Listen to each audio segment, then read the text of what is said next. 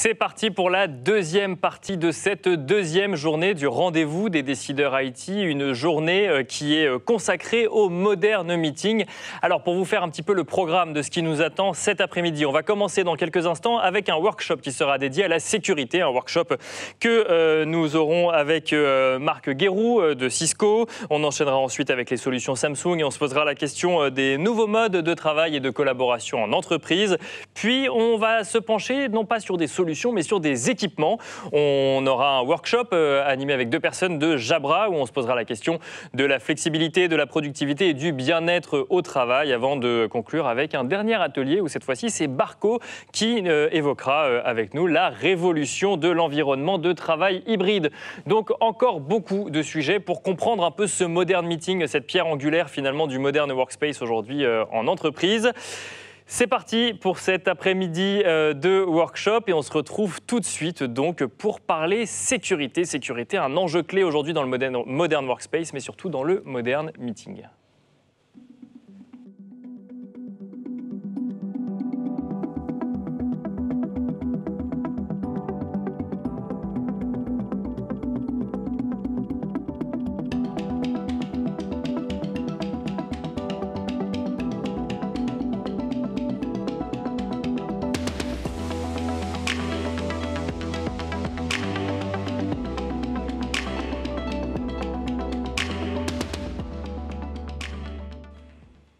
Et on commence donc avec un workshop qui va se concentrer sur les enjeux de sécurité. La sécurité qui est un des grands enjeux de ce Modern Workplace actuellement. Le Modern Workplace qu'on est encore en train de dessiner aujourd'hui dans les entreprises. En effet, avec le travail à distance, les attaques contre les entreprises ont littéralement explosé car de nombreuses brèches ont été ouvertes du jour au lendemain, notamment avec le télétravail subi en lien avec les mesures de restriction dans les différents pays et notamment en France. Dès lors, la question est légitime au niveau des entreprises et même des DSI. Comment se protéger et quelles bonnes pratiques pour s'assurer d'une sécurité optimale sur le long terme? Pour en parler, j'ai le plaisir d'être accompagné de Marc Guéroux, Cyber Security Partner Account Manager chez Cisco. Bonjour Marc Guéroux. Bonjour. Je suis ravi de vous avoir en plateau parce que vous allez pouvoir nous donner quelques bonnes pratiques et nous expliquer un petit peu quels sont les enjeux autour de la sécurité. Pour vous donner un petit peu quand même quelques éléments de contexte, on est à la moitié de cet événement, le rendez-vous des décideurs IT. Le sujet sécurité est beaucoup revenu sur la table, à chaque fois comme une brique d'enjeux plus larges. Là, on a la possibilité d'échanger ensemble vraiment sur cet enjeu clé qu'est la sécurité. On va voir ensemble si c'est la première, la deuxième ou la troisième question que se posent les directions générales. Mais juste avant, on commence par une remise en contexte. Mars 2020, confinement en France en tout cas, les entreprises qui du jour au lendemain passent en télétravail et en fait on se rend compte que si la continuité de l'activité n'est plus un sujet modulo quelques jours, une semaine ou voire un petit peu plus, la sécurité elle devient un véritable sujet. Absolument, absolument. C'est vrai qu'il a fallu s'adapter. Alors certaines entreprises étaient déjà prêtes. On avait un certain nombre d'entreprises qui avaient déjà mis en place des politiques de sécurité pour gérer les utilisateurs à distance, ou voire même les collaborateurs qui sont nomades, des populations de commerciaux par exemple. C'est le cas chez Cisco. Du jour au lendemain, on s'est retrouvé à peu près 75 000 personnes en télétravail du jour au lendemain. Alors on a la chance d'avoir tous les outils et de sécurité et de collaboration pour pouvoir le faire sereinement, mais ce n'était pas forcément le cas pour toutes les entreprises. Vous l'avez souligné, le changement est extrêmement brutal. Quasiment du jour au lendemain, il a fallu passer d'un mode où je vais au travail sur site à un mode où je me retrouve connecté à distance avec tous les enjeux de sécurité que ça peut engendrer. Et donc en fait, on s'est rendu compte qu'on pouvait avoir des environnements sécurisés quand on était sur site, mais que ce n'était pas forcément une réalité le jour où le collaborateur était en mobilité. Vous nous avez dit chez Cisco, si je comprends bien, en gros, c'était quelque chose que vous aviez anticipé et préparé, mais c'est quelque chose qui doit s'anticiper et se préparer. Absolument. Alors, c'est vrai que anticiper en termes de sécurité, c'est parfois très compliqué. Ça peut être un peu antinomique, pas forcément, mais... Pour être honnête, c'est parfois très compliqué. Les entreprises ont plutôt tendance à réagir après, malheureusement, une fois que quelque part le mal est fait. Mais c'est vrai qu'aujourd'hui, quand on est en dehors du réseau de l'entreprise, quelque part, on est en dehors du contrôle des règles de sécurité qui sont mises en place par l'entreprise. Donc il faut redéfinir ces règles de sécurité et repenser complètement la sécurité autour du poste de l'utilisateur. Parce qu'on échangeait avec une autre personne de Cisco, Bruno Caille, qui nous parlait, qui nous utilisait l'exemple de la forteresse. En fait, c'est ça qu'il faut comprendre, c'est qu'en fait, il y avait une forteresse autour de l'entreprise, autour du lieu physique de l'entreprise, et d'un coup d'un seul, on a fait sortir tout le monde en fait de l'enceinte fortifiée. Absolument. Et donc, il n'y avait plus de protection. Absolument. C'est vrai que les entreprises ont passé beaucoup de temps à mettre en place ce qu'on appelle une sécurité périmétrique, donc avec des solutions de type firewall. Et aujourd'hui, on se retrouve dans un environnement qui est complètement éclaté.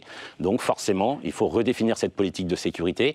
Et on est vraiment aujourd'hui passé d'une stratégie qui était périmétrique, vraiment aujourd'hui à une stratégie orientée sur l'utilisateur, puisque c'est l'utilisateur qui est au centre de toutes les attaques. Et donc quoi, de nouvelles brèches qui ont été ouvertes un petit peu partout, le fait qu'on se connecte sur sa box personnelle, le fait qu'on travaille en mobilité avec un device ou un autre qui n'était pas forcément prévu pour cet usage-là, en fait c'était autant de brèches pour des potentielles attaques. Absolument, en effet, oui, on s'est retrouvé dans des situations où certains collaborateurs n'avaient même pas d'ordinateur d'entreprise. Bien sûr. Devaient utiliser leurs ordinateurs personnels, parfois un ordinateur familial qui est partagé avec les enfants, etc. Et puis ce qu'il faut garder en tête, c'est que lorsqu'on travaille à distance, l'objectif, malgré tout, c'est d'accéder à une application qui, elle, est professionnelle. D'accord. Et en passant par une connexion qui, elle, est personnelle. Bien sûr, oui. Et donc c'est pas les mêmes garanties, enfin c'est pas les mêmes enjeux et pas les mêmes volontés de sécurisation derrière. Absolument, absolument. Alors, je voudrais...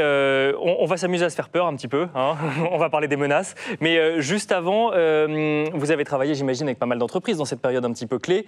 Qu'est-ce qui en ressortait? Est-ce que, du coup, on vous a appelé dès mars 2020 pour vous dire, attention, on va passer en télétravail forcé, donc la sécurité est un enjeu? Ou est-ce qu'on vous a appelé plutôt en avril, en mai, en juin, où on s'est dit, tiens, en fait, on n'avait pas pensé à ça, mais on commence à avoir des petits problèmes? Alors, il y a eu les deux phases. Il y a des gens qui ont vu venir, je dirais, les choses assez rapidement.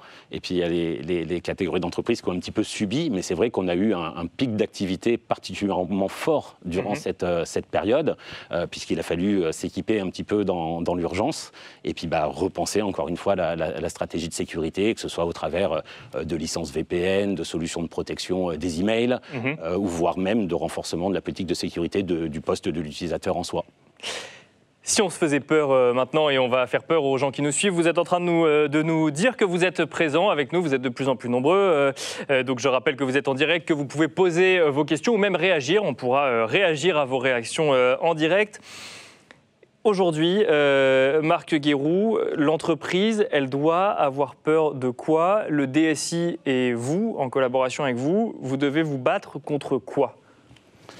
Contre des attaques qui sont de plus en plus nombreuses, qui sont de plus en plus violentes, qui sont surtout, qui touchent tous les secteurs d'activité. Aujourd'hui, personne n'est épargné. Il y a encore quelques années, on avait tendance à penser que les attaques ciblaient essentiellement les grosses organisations. D'accord. Aujourd'hui, ce n'est pas le cas. Les PME sont aussi ciblées, puisque forcément moins bien équipées, moins bien préparées. Souvent avec... Grosses organisations parce que on veut demander une rançon, donc on se dit qu'il y a plus de moyens, ou parce qu'il y a plus de portes d'entrée ou... Alors, pas forcément plus de portes d'entrée, mais en effet, plus de données. D'accord. De données potentiellement sensibles. Et donc, dans la mesure où tout se revend aujourd'hui, tout se monnaie sur le dark web, que ce soit un fichier client, un numéro de carte bleue, des informations personnelles, forcément, l'appât du gain dans une grosse entreprise peut être plus pertinent, entre guillemets. Donc c'est ça qu'on va chercher aujourd'hui, en fait. Parce qu'on a vu, et moi, quand je regardais un petit peu dans la presse, on voyait essentiellement un type d'attaque qui s'appelle le ransomware. Donc là, en fait, qui a un fonctionnement assez particulier. On va crypter vos informations, et puis on va vous dire, si vous voulez reprendre votre activité et récupérer vos données, il faut nous payer une rançon. Ça, c'est un type d'attaque, c'est pas le seul. Ce que vous nous dites, c'est qu'il y a aussi... en fait, c'est juste la donnée devient échangeable, devient monétisable sur des places de marché illégales, disons-le. Parallèle. Et donc, il y a cette recherche permanente d'aller chercher des données et d'avoir accès à des données, même si on ne sait pas forcément ce qu'on va en faire à un instant T. Oui, absolument. Donc, on parlait de ransomware, mais il y a aussi les tentatives de phishing, etc. Il y a des types d'attaques qui sont extrêmement complexes. Donc, c'est le but des sociétés comme Cisco, mais comme tous les acteurs du marché de la cybersécurité, c'est de pouvoir anticiper l'évolution de ces menaces. On observe le comportement des hackers à l'échelle mondiale, on regarde comment ils se comportent, et l'idée, c'est de pouvoir anticiper encore une fois le plus possible, et puis de concevoir des produits qui soient les plus efficaces possibles, même si on sait qu'en termes de sécurité, on ne peut pas avoir une sécurité garantie à 100%. Donc il y a aussi un autre enjeu qui est extrêmement important, c'est la capacité de réaction qu'a l'éditeur ou le partenaire avec lequel vous allez travailler le jour où vous subissez une attaque. Donc en fait, il faut déjà se prémunir de l'attaque, se protéger, mais ensuite, évidemment, anticiper le moment où ça peut potentiellement avoir lieu, malgré tous les garde-fous qu'on aura pu mettre en place. Juste avant de parler des solutions, vous avez cité deux types d'attaques, le phishing, le ransomware. On peut expliquer concrètement, peut-être au moyen d'exemples, sans donner de nom d'entreprise, mais concrètement, comment ça se passe en fait? Est-ce que c'est toujours le même mode opératoire, ou là où est la brèche? Enfin, concrètement pour les entreprises qui nous regardent. Alors, on ne peut pas trop rentrer dans le détail parce que je pense qu'on n'aura pas assez, Bien sûr, de temps. Oui. Il y a souvent un mode opératoire qui est assez similaire et ensuite on observe des variants. D'accord. Un petit peu comme ce qu'on voit aujourd'hui dans l'actualité. Ça reste un virus comme un autre. Sanitaire. Forcément, les hackers s'adaptent. Le but, c'est de trouver une brèche, souvent au travers de l'utilisateur, que ce soit son compte, son mot de passe, ou une application, ou une donnée qui va être partagée, de manière à rentrer sur un point. Donc ensuite, le premier point d'entrée, c'est l'utilisateur. Souvent. D'accord. Souvent, ça reste de plus en plus l'utilisateur qui est vraiment ciblé, absolument. C'est le collaborateur de l'entreprise qui est ciblé. Et ensuite, on essaye de récupérer quoi? Des identifiants pour une sorte de sésame pour pouvoir rentrer sur un serveur, sur une application ou autre? À partir du moment où vous récupérez le login et le mot de passe d'un collaborateur, dans la mesure où aujourd'hui toutes les entreprises ont adopté des solutions cloud, vous accédez quasiment à tout. D'accord. Demain, je récupère votre identifiant et votre mot de passe sur votre compte Microsoft, par exemple. Mettons. J'ai accès à l'ensemble de vos applications et de vos données. Bien sûr. Donc l'utilisateur est vraiment la cible. Il y a même de l'ingénierie sociale derrière pour savoir quel va être son comportement, qu'est-ce qu'il va partager sur certains réseaux, etc., etc. Donc ça peut aller extrêmement de l'ingénierie sociale qui est faite par des hackers, du coup? Bien sûr, bien entendu. Ah oui, pour vraiment. Donc là, on est dans une technologie ou dans une approche d'usurpation d'identité voulue au-delà du mot de passe. Absolument. On peut avoir des situations où il y a l'usurpation d'identité, donc se faire passer pour le compte de quelqu'un d'autre, de manière à pouvoir accéder à des données au sein de l'entreprise. Donc il y a plusieurs moyens pour se prémunir de cela, et notamment ce qu'on observe sur le marché aujourd'hui, c'est ce qu'on appelle l'authentification double facteur, qui permet en fait de venir vérifier l'identité de l'utilisateur. On veut s'assurer que c'est bien la bonne personne qui veut accéder à son application métier, que ce soit un CRM, votre application comptable, etc., etc. Donc c'est des choses que l'on a chez Cisco. C'est une solution qui s'appelle Duo, et qui permet très simplement de s'assurer que c'est bien le bon collaborateur qui veut accéder à l'application de l'entreprise. Double identification, on va en reparler plus longuement. Juste avant, Diamant croque un petit peu et fait, croque en dessin ce qu'on se dit depuis tout à l'heure. Il y a un dessin qui vient d'arriver. Avant Firewall, on voit effectivement un petit un brasier. Maintenant, oui, effectivement, tout le monde est sorti de l'entreprise, se prémunir, être réactif. Soyez sans bug, tout est sous data control. Voilà, donc un premier dessin qui résume finalement ce qu'on s'est dit dans la première partie de cette émission. Vous étiez en train de nous dire qu'il y a cette double identification. Ça veut dire que finalement, si un moyen de rentrer sur mon application ou autre a été compromis, il y a toujours l'autre pour vérifier que c'est quand même bien moi qui suis à l'origine de l'opération. En fait. Absolument. En fait, c'est comme lorsque vous réalisez une opération bancaire sur un site marchand, on va vous rediriger vers votre banque de manière à s'assurer que c'est bien vous qui voulez valider l'opération bancaire. Bien sûr. Vous avez tout simplement saisi une série de chiffres que compose votre carte bleue. Là, ça va être la même chose. En fait, le moyen le plus simple, c'est d'envoyer un petit push sur le téléphone portable de l'utilisateur. Donc déjà, on a un premier niveau de sécurité avec la reconnaissance faciale ou la reconnaissance digitale qui est intégrée dans tous les devices qu'on utilise. D'accord. Et ensuite, l'utilisateur va dire « Oui, je suis bien à l'initiative de cette connexion, je vais la valider et je vais accéder à mon application. » Ou alors, potentiellement, ce n'est pas moi, donc mon compte a été compromis, je vais le signaler à mon service IT et je vais refuser la tentative de connexion. Donc si jamais on a une identification double pour les collaborateurs de l'entreprise, ça y est, on a réussi à sécuriser les connexions à distance, ou c'est que le début? C'est que le début. C'est que le début, d'accord. On peut se faire piquer ses identifiants et son téléphone portable déjà, mais bon, c'est pas forcément les seuls cas contre lesquels on se bat, mais donc c'est que le début. C'est que le début. En fait, c'est un bon moyen déjà de garantir qu'on a le bon collaborateur qui veut accéder à la bonne application. Après, on peut aller un petit peu plus loin. On peut aller aussi vérifier l'état de santé du device avec lequel vous allez vous connecter. D'accord. Puisque même si on sait que c'est moi qui veux me connecter à mon application Salesforce, par exemple, mais que j'utilise un téléphone ou un ordinateur qui n'est pas du tout à jour, forcément, ça peut représenter un risque en termes de sécurité. Donc la menace peut être technologique pour le coup, pas forcément, ou en tout cas, elle peut rentrer via l'ordinateur et non pas via les identifiants. Oui, absolument. Donc on est capable de contrôler l'état de santé de ce device et de mettre en place une politique de sécurité qui est de dire, il faut que tu aies tel niveau de version ou telle caractéristique sur ton device avant de pouvoir assurer cette connexion vers l'application. Donc on vérifie l'identité et on vérifie l'intégrité du device avec lequel on se connecte. Quand vous dites on vérifie l'intégrité du device à chaque fois, de manière régulière, à distance ? Alors en effet, de manière régulière. On sait très bien que lorsqu'il y a des mises à jour, c'est souvent des mises à jour fonctionnelles, mais c'est aussi souvent des mises à jour de sécurité. D'accord. Et on sait pertinemment que les utilisateurs n'appliquent pas forcément toutes les mises à jour, que ce soit le navigateur web, que ce soit votre iOS, etc., etc. Donc l'objectif, c'est de maintenir un bon état de santé, entre guillemets, de ce device en incitant le collaborateur, et on va le guider pas à pas pour aller mettre à jour le matériel qu'il veut utiliser pour se connecter. Donc on a une personne dont on est sûr que c'est elle ou lui qui se connecte. On a un ordinateur dont on est sûr globalement qu'il est à jour pour être protégé vis-à-vis de différentes attaques. Ça ne veut pas dire qu'il n'y en aura pas, mais ça veut dire qu'il est en tout cas à jour sur tout ce qu'on connaît des attaques aujourd'hui sur le marché. Est-ce que là, le DSI peut dire à la direction, c'est bon, c'est sécurisé ? Pas encore. Toujours pas.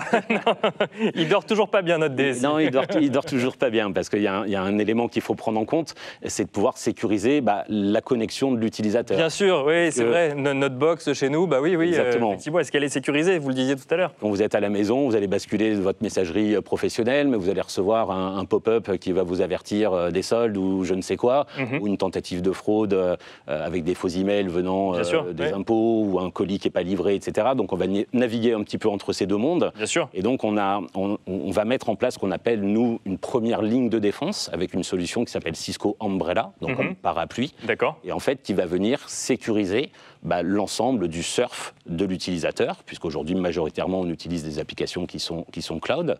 Et donc, il y a un double objectif à cela. C'est d'une, s'assurer que l'utilisateur ne va pas sur des catégories de sites qui ne soient pas validées par l'entreprise. D'accord, ok. Donc du filtrage. D'accord, donc on bloque en fait un certain nombre de sites dont on se dit qu'ils peuvent être potentiellement dangereux pour l'intégrité de mon activité ou pour l'activité en tant que telle, pour éviter de faire rentrer, que ce soit des portes d'entrée vers pour mon activité. Exactement, c'est d'éviter que l'utilisateur soit redirigé vers des sites qui sont potentiellement malveillants, des sites qui peuvent héberger des infrastructures d'attaque. D'accord, donc là en fait et là on intervient sur la connexion finalement. Là oui, en effet, oui. On coupe toute entrée vis-à-vis d'un certain nombre de sites qui pourraient être malveillants. On coupe pas vraiment, mais en fait, on va venir faire une analyse de sécurité. On va venir faire une analyse de sécurité de manière à s'assurer que l'utilisateur n'est pas redirigé vers quelque chose qui est potentiellement malveillant. Mais c'est vrai que vous touchez un vrai point, et c'est normal, c'est votre métier, mais aujourd'hui, dans les usages, on a un ordinateur personnel ou un ordinateur professionnel. En fait, la question n'est pas forcément d'actualité, puisque même sur un ordinateur professionnel, comment est-ce qu'on peut garantir qu'on passe que du temps sur des applications professionnelles. Oui, on a peut-être une boîte mail personnelle qui va s'ouvrir, on va peut-être regarder si on a bien commandé nos billets d'avion, on a peut-être une publicité qui va nous expliquer qu'on a moins 50% pour un voyage aux Maldives ou je ne sais où, et qu'est-ce qui garantit que le collaborateur ne clique jamais dessus, et qu'est-ce qui garantit que ce jour-là, c'est pas forcément une attaque ou autre, ou quelque chose, ou un logiciel un peu malveillant. Alors, on va faire deux choses. Soit on va pouvoir venir bloquer ces catégories malveillantes au travers de la solution Cisco Umbrella. D'accord. Et on a aussi une deuxième possibilité, c'est de pouvoir contrôler les applications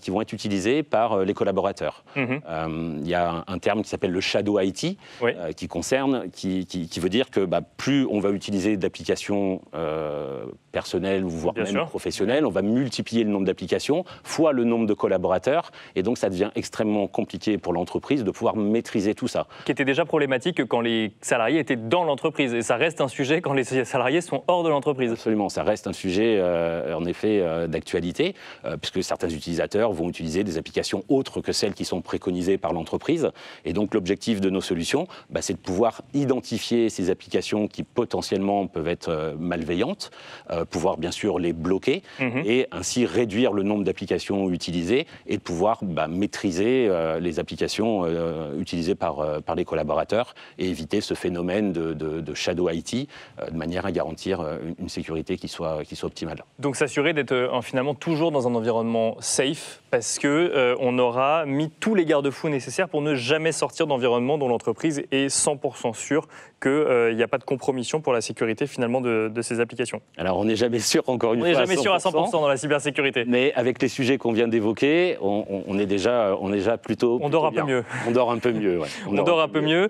Mais là on parle essentiellement de technologie et en fait depuis le début, ce qui ressort quand même, c'est que celui qui est ciblé, c'est l'utilisateur. Lui aussi, il peut peut-être avoir une action, être proactif sur les sujets. Alors, ce que l'on observe, en effet, le maillon faible se situe entre la chaise et le bureau. On reste tous des humains, malgré toute la technologie qu'on peut mettre en place. Difficile de tout bloquer. On ne peut pas empêcher un utilisateur d'avoir envie d'ouvrir une pièce jointe ou d'aller cliquer sur un lien. Qui nous propose de gagner 1 million d'euros, par exemple. Par exemple. Donc, c'est extrêmement difficile. Et ce que les entreprises font de plus en plus, c'est qu'elles éduquent les utilisateurs en ayant quelques réflexes finalement assez simple. Est-ce que je connais l'expéditeur? Est-ce que j'ai vraiment demandé ce fichier Excel, par exemple? Est-ce que dans le corps du mail, il n'y a pas 2-3 éléments qui me permettraient d'identifier que c'est quelque chose qui peut être dangereux ou que je ne connais pas? Et surtout, dans le bénéfice du doute, le mettre de côté et prévenir le service IT. Il vaut mieux perdre 10 minutes à ne pas répondre à un email plutôt que de cliquer sur une pièce jointe et risque de compromettre la sécurité de l'entreprise. Et ça, c'est intégré au sein des équipes et même au sein des directions, justement, ce côté mieux vaut perdre 10 minutes pour ne pas compromettre la sécurité de l'entreprise plutôt que d'avancer rapidement sur mon projet? Pas toujours. Nous, ce qu'on essaye de faire, c'est que les partenaires souvent accompagnent leurs clients dans cette démarche. Nous, on a une solution chez Cisco qui permet en fait de simuler des fausses tentatives d'attaque. D'accord. Donc en fait, il y a la formation et il y a aussi le vérifier en fait que c'est mis en place dans la pratique. Alors en fait, l'idée, c'est de dire je vais faire des fausses campagnes de phishing, par exemple. Donc je vais simuler une partie de mes collaborateurs. Ça peut être ma direction générale, ça peut être peu importe. Et on va regarder quel est le comportement de l'utilisateur. Est-ce qu'il va en effet finalement ouvrir ou cliquer sur ce fameux lien? Et l'objectif derrière, c'est de l'emmener vers des sessions de training pour qu'il puisse la prochaine fois ne pas commettre cette erreur. Donc voilà, on a ce genre de solution. Et c'est vrai que c'est de plus en plus développé dans les entreprises parce que ça permet de sensibiliser encore une fois les utilisateurs. C'est un peu l'équivalent de l'alarme incendie quand on était dans les bureaux où là en fait on simule une attaque et on vérifie qu'il y a quoi après, j'imagine qu'on revoit sur un tableau de bord qu'il y a 50% qui ont cliqué, 70% qui ont cliqué, j'imagine que vous préférez quand c'est 95% qui ne cliquent pas ou autre et du coup ensuite ça veut dire quoi? Qu'on est automatiquement, dès qu'on clique, hop, on repart en formation. Ça veut dire qu'on n'a pas forcément tout intégré.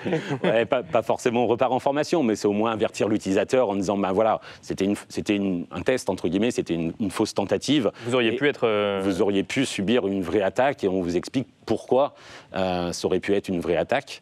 Et donc l'objectif, c'est de faire monter un petit peu en maturité les utilisateurs sur le comportement à avoir. Il faut garder en tête que l'email reste le moyen de communication que l'on utilise au quotidien. Et d'autant plus en situation de télétravail. Il n'y a plus de réunions physiques, donc forcément on multiplie un peu le nombre d'emails. Et étant le premier vecteur de communication, c'est aussi forcément le premier vecteur pour faire transiter une attaque. Donc on estime que 90% des attaques vont transiter au travers de l'email. Donc un point qui est extrêmement important. On a vu qu'il fallait bien sûr renforcer la sécurité autour du poste d'utilisateur, mais surtout mettre en place des solutions de sécurité pour renforcer la sécurité autour de la messagerie. On a un nouveau dessin de diamant qui va apparaître là, qu'on va pouvoir regarder. Le maillon faible entre la chaise et l'ordinateur. On vous protège. Umbrella. Il nous reste quelques minutes encore pour évoquer un sujet, deux sujets même, mais qui sont à mon avis un petit peu liés. Le premier, c'est est-ce qu'on sait, à partir du moment où on est attaqué, est-ce qu'on le sait forcément? Alors, j'imagine que quand on a tous les garde-fous, on peut l'identifier, mais est-ce que l'utilisateur le voit forcément? Pas forcément, ou en tout cas pas tout de suite. Pas tout de suite, oui. Et justement, l'enjeu, c'est de pouvoir réagir le plus vite possible. Plus vous allez laisser quelque chose de malveillant sur votre réseau quelque part sans le savoir, il va se déployer, il se développe et il va chercher les données, etc. Et plus le temps passe, et plus l'impact va être important, surtout l'impact financier, et de potentiellement avoir l'ensemble des utilisateurs. Alors quand vous avez 1 ou 2 utilisateurs qui vont être bloqués à un instant T, on va dire qu'entre guillemets, c'est pas très très grave, mais lorsque vous avez 90% des utilisateurs qui, eux, ne peuvent plus accéder au système d'information, etc., et que l'entreprise est quasiment obligée de baisser le rideau, une journée bloquée pour un site, je sais pas, un site de production industrielle, c'est un impact financier qui peut être énorme. Et on a vu beaucoup de PME aussi, malheureusement, mettre la clé sous la porte parce qu'elles ne pouvaient plus accès à leurs données. Oui, parce qu'on voit effectivement des attaques qui vont... on sait qu'il y a un système qui permet de se prémunir de ce genre d'un certain nombre d'attaques, c'est de faire des sauvegardes. Mais en fait, quand les attaques ciblent d'abord les sauvegardes et ensuite vont immobiliser l'entreprise, là, on se retrouve avec plus rien du tout. Et en fait, on se rend compte qu'on était infecté depuis 2 mois, mais qu'on ne l'avait jamais vu avant le jour où ça s'est révélé, entre guillemets. Exactement. Et ce qui m'amène à ma dernière question. Aujourd'hui, la sécurité, c'est toujours un sujet pour la DSI, mais c'est un sujet finalement pour la direction générale, parce que l'arrêt de l'entreprise, enfin l'arrêt de l'activité de l'entreprise ou la continuation de l'activité de l'entreprise, c'est un sujet qui concerne toute l'entreprise. Mais c'est un sujet qui concerne tout le monde. Je pense que le point positif, malgré tout ça, c'est qu'il y a une vraie prise de conscience. Dans les entreprises. Vous le sentez là aujourd'hui, en juin 2021 ? Absolument, on le sent dans les discussions, on le voit dans les budgets aujourd'hui qui sont affectés sur la partie sécurité, mais même quand on quitte sa casquette du travail et que je suis dans la vie de tous les jours, c'est des sujets qui reviennent oui, bien sûr. Copains, on en entend parler, là on a encore entendu parler du plus grand vol de mots de passe potentiellement au niveau mondial, etc. Donc, et puis je vais juste vous donner un petit exemple. J'avais eu accès à une étude lors du World Economic Forum. D'accord. Et sur les enjeux technologiques, la cybersécurité faisait partie des top 10 des risques pour les 10 prochaines années. Pour les entreprises ? Pour les entreprises. D'accord, donc c'était vraiment intégré par les directions générales que c'était un sujet à prendre à bras-le-corps, si je peux le dire ainsi, pour s'assurer que l'activité continue à fonctionner. Absolument, et puis on a traversé... Il y avait les risques pandémie dans les 10... Alors, en effet, dans ce classement, dans les autres catégories, on retrouvait le changement climatique, on retrouvait les instabilités politiques, etc. Donc c'était vraiment les grands enjeux donc des grands enjeux qui paraissent évidents finalement pour un dirigeant d'entreprise. Il y avait la cybersécurité qui est au même niveau d'évidence aujourd'hui. Absolument. Dans l'environnement technologique, c'était la cybersécurité qui fait partie des 10 plus gros enjeux pour les 10 prochaines années à venir. Donc je pense qu'on a encore un petit peu de pain sur la planche pour les prochaines années qui vont arriver. Et du coup, il nous reste quelques minutes encore, on revient d'ailleurs souvent sur le sujet de l'écosystème français où on se demande si on a suffisamment de compétences aujourd'hui pour répondre à toutes ces questions-là, donc ce qui nécessite d'avoir des partenaires de confiance pour les entreprises. Est-ce que vous avez quelques bonnes pratiques à donner aux entreprises qui nous écoutent sur la cybersécurité et sur les questions à se poser ? Les questions à se poser, souvent ce qui revient, c'est avoir de la visibilité sur ce qui se passe. Déjà, avoir de la visibilité dans son entreprise pour diriger, mais si on se projette côté IT, avoir de la visibilité sur le nombre de devices que vous utilisez, sur le nombre d'équipements, qui fait quoi, comment j'accède à quoi, etc. etc.